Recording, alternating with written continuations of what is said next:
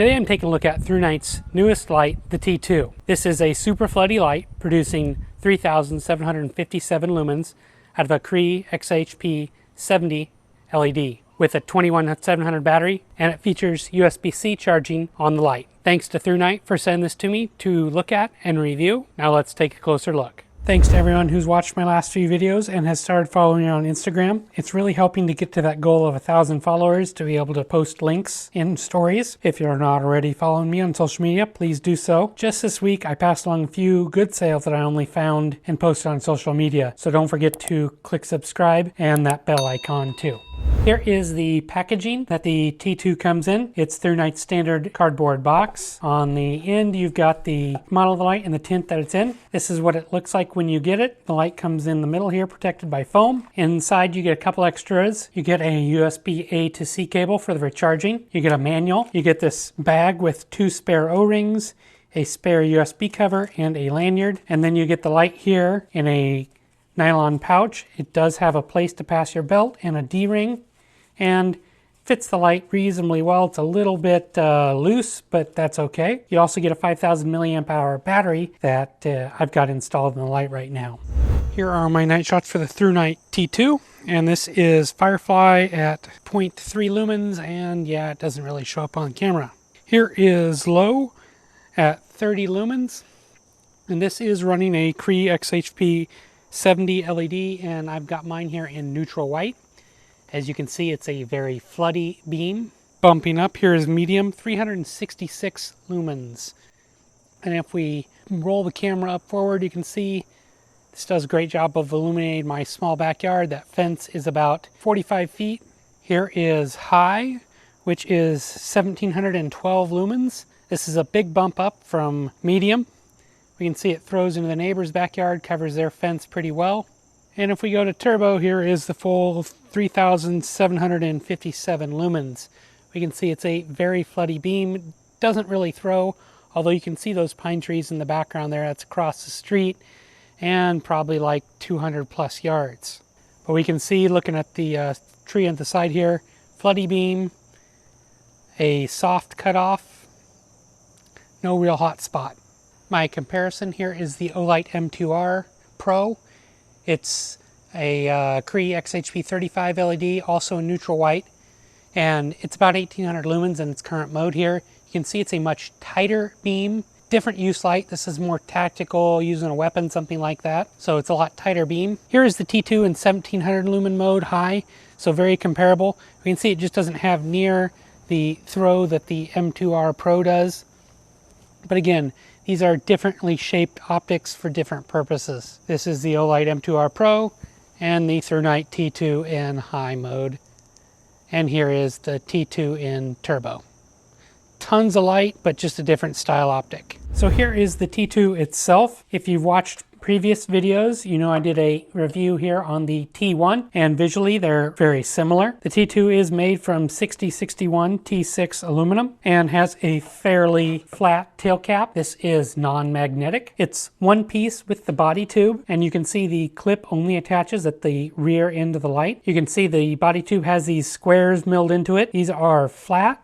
And I've got just a little bit of spaceware up here where you can see the milling marks. The clip does rotate around the light, so you can orient it any way you want. It provides a good amount of grip here without being too aggressive, no complaints there. If we look at the threads here, they are square cut and nicely greased. There is a single spring down at the very bottom of this battery tube there. And on my drop test, the light did flicker just a little bit, but the light stayed on, which is good to see. Inside the head here, we see the circuitry. There's just a brass post that makes contact with the center point of the battery here. Looking at the rest of the head, we see just a little bit of milling in it. We've got a metal button here with an LED in the middle to give you a power indicator. And then on the back side here, you've got a USB-C port used for charging. On the head of the light here, we've got this silver aluminum bezel. It sticks out just very, very small amount from the anti-reflective coated glass lens here. It's got a orange peel reflector in there that's very wide and shallow,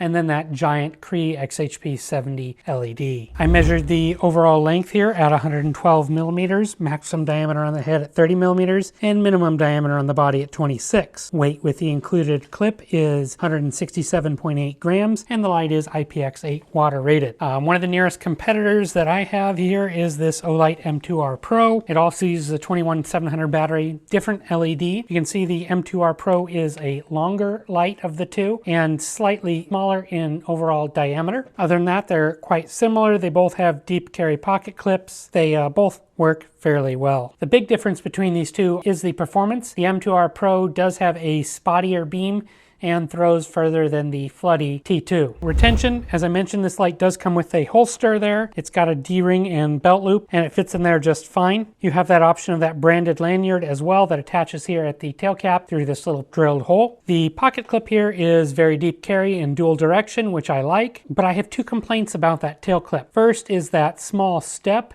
and then this small space here at the very top of the clip. And what I found was when I was wanting to clip this onto my pocket, my pants, and I'm just wearing thin shorts here, would only want to come up to about here. And it took quite a bit of effort to shove it all the way home. I think this is a slight engineering thing they could change and make better. And the place where this Olight M2R Pro excels is the clip area.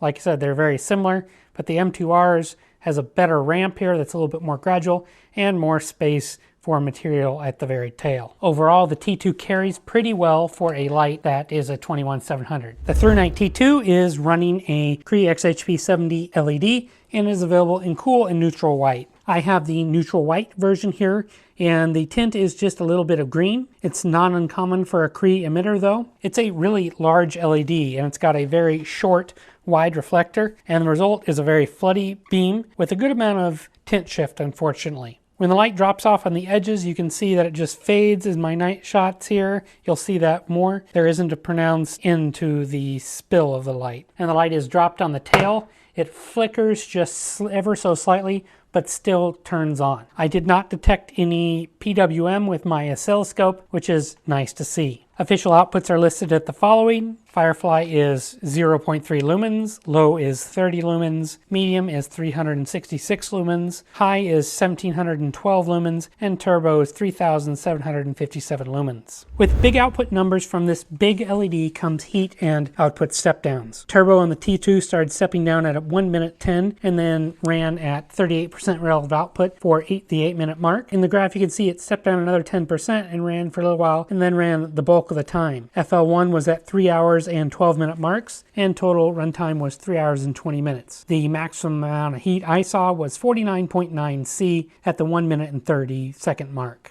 I did a little bit of comparison here with the Olight M2R Pro. That was also running a 5000 milliamp hour 21700 battery. Overall, you can see the Olight is a little bit brighter in that mid-range, but in overall runtime, it was about 5 minutes shorter. Overall, both lights are pretty comparable in terms of runtime, even though their beam patterns and uses are really for different purposes. The UI process here is the same as what ThruNite's been using on other ThruNite lights for the most part and WowTac products, so it's pretty good. You can long press to go to Moonlight at 0.3 lumens. When I shut it off and then just turn on normal mode, I've got it in low here.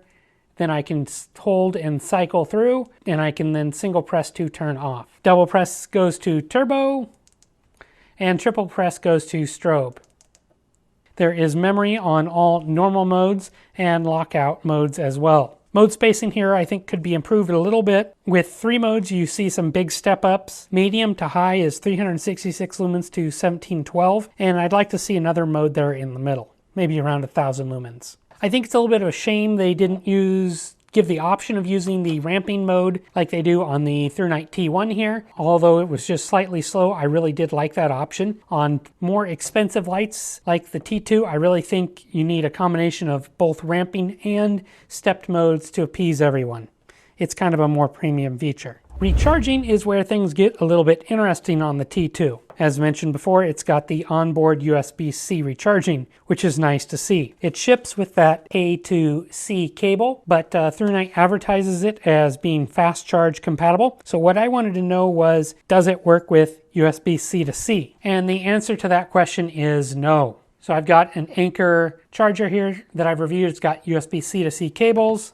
And here is the other end of that cable, USB-C, plug it in. And if charging, I should expect to see a red or blue light here, blue when it's charged, red when it's charging. And I see nothing. However, if I take my power bank that's hooked up with USB-A to USB-C and I plug that in, I get, and I turn the power bank on, I get an LED here telling me it is charging. Charging the 5,000 milliamp hour battery that's included here from low voltage protection at 2.948 volts to full 4.199 volts took 3 hours and 30 minutes. Maximum charging rate I saw was right at 2 amps, and it started right at the beginning and then ramped down as the battery filled. This battery indicator here on the button doubles as a power indicator. If it is 21% or more, the light is blue. Between 11 and 20%, it is red, and lower than 10%, it will flash red. The battery here that comes with the T2 had me a little bit worried because, as you can see here, it's got a negative and a positive ring at the very top of the battery. This is very, very similar to what Olight does on their batteries. This is what came out of the M2R Pro, and subsequently, both batteries work in both lights and charge in both lights, no issue. So here is the Olight. I'm going to put it in the T2 and turn it on, and it works no problem. And I can hook up my charger, and you can see that is a red LED, and it is charging that Olight battery in here, no issues. So the next thing I wanted to know was, would a standard 21700 battery fit in here that's a button top and protected? And the answer is, this ThruNite battery is long. So as long as you've got a battery that is long enough, like this Claris model that I have here, you can see it's button top, and it does not have a negative ring at the very top. Put it in, and it works just fine.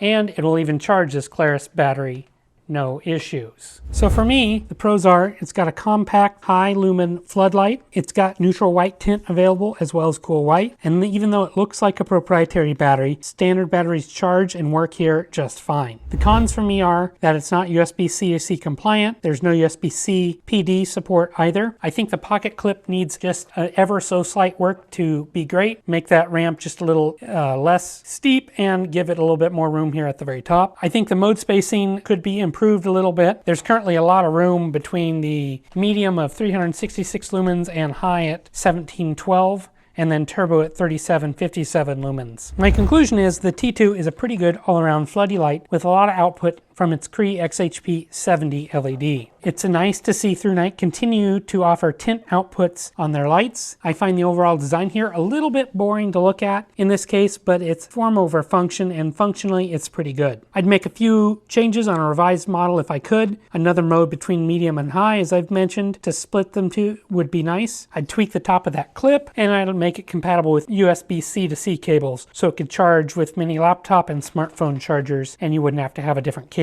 The USB-C to C cable is the one universal cable that makes your life easier. We're just not quite there yet with flashlights. It'd be nice to see active thermal management on a light in this price range too. The battery here is what I think is really interesting. They've went to the expense of using a battery with a negative terminal here on top and this extra plastic ring. It makes me wonder if someone else makes this battery and it's just rebranded and that was easier to get volume of scale, or if they might have other new products coming using this battery soon. Overall, I can recommend the T2 if you're in need of a high output floodlight in a small package with a nice choice of tint. It even EDCs and carries pretty well in your front pocket, which I was not expecting for a 21700 light. Thanks guys for watching this video. I'd love to know what your thoughts are on the ThruNite T2. I'll have links to the T2 in the description below, as well as links to my social media pages. Make sure you're following me there so you can see updates and sales between videos, and so that I catch you on the next review soon.